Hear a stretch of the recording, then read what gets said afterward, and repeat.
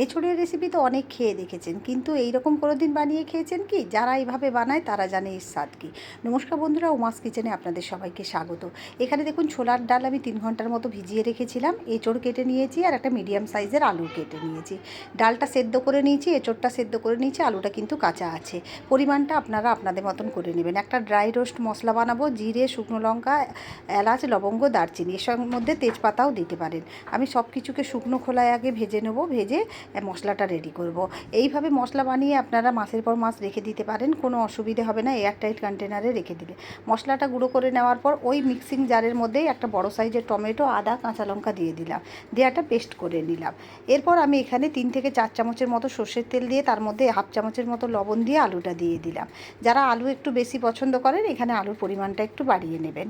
আলুটা একটু কাঁচাই রেখেছিলাম, ওই জন্য ছোটো ছোটো করে কেটেছি। আলুটা তেলের মধ্যেই ভাজা ভাজা হয়ে যাবে, খুব বেশি সময় লাগবে না। আমি এখানে চন্দ্রমুখী আলু ইউজ করছি, যার জন্যে আমি এখানে আলুটা আমি সেদ্ধ করে নিই, তাহলে একেবারে পুরো ঘেটে যেত।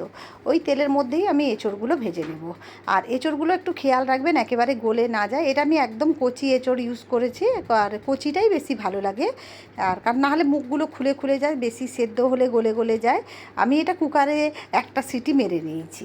তারপরে দেখুন এঁচোড়টা আমার মোটামুটি ভালো করে ভাজা হয়ে গেলে আমি এঁচোড়টাও তুলে নেব। এইভাবে একবার বানিয়ে দেখুন, নিরামিষের দিনে জমে যাবে জাস্ট।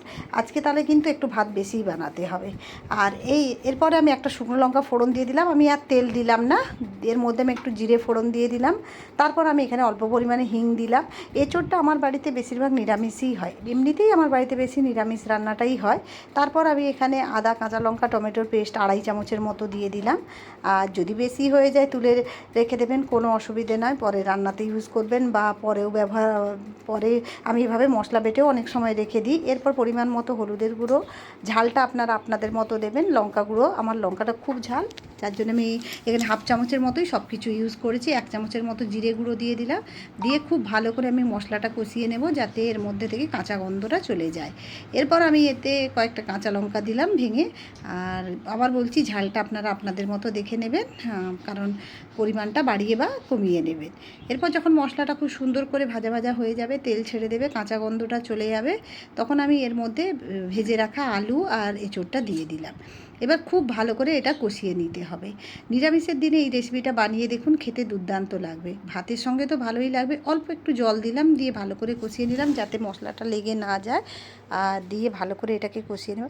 ভাত রুটির সঙ্গেও ভালো লাগবে, পরোটার সঙ্গেও ভালো লাগবে। তাছাড়া এই রেসিপিটা ভাতের সঙ্গে তো সবথেকে বেশি ভালো লাগে। এরপর একটু ঢাকা দিয়ে দিয়েছিলাম 2 মিনিটের মতো, যাতে সবগুলো ভালো করে মিশে যায়।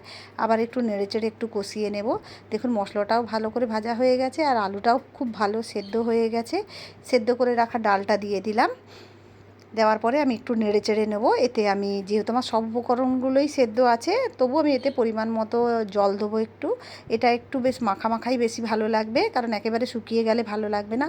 আবার এক বাটির মতো জল দিয়ে দিলাম, দিয়ে এটাকে এবার আমি লবণটা আগে দিয়েছিলাম, কিন্তু পরিমাণটা কম ছিল, আবার লবণ দিয়ে ঢাকা দিয়ে 7 মিনিটের মতো হতে দিলাম। 7 মিনিট পরে দেখুন খুব সুন্দর একটা গন্ধ বেরিয়েছে।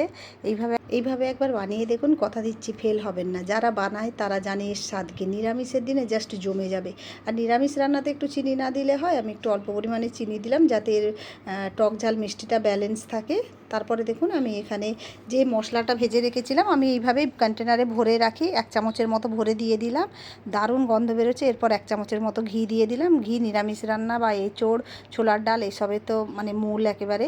তো দেখুন সব কিছু ভালো করে নেড়ে নিয়ে গ্যাসের ফ্লেমটা অফ করে দিলাম। কেমন লাগলো আমার এই নিরামিষ সিম্পল রান্নাটা? যদি ভালো লেগে থাকে অবশ্যই কমেন্ট করে জানাবেন, পারলে একটা লাইক দিয়ে দেবেন। চলুন তাহলে সার্ভ করে দেওয়া যাক।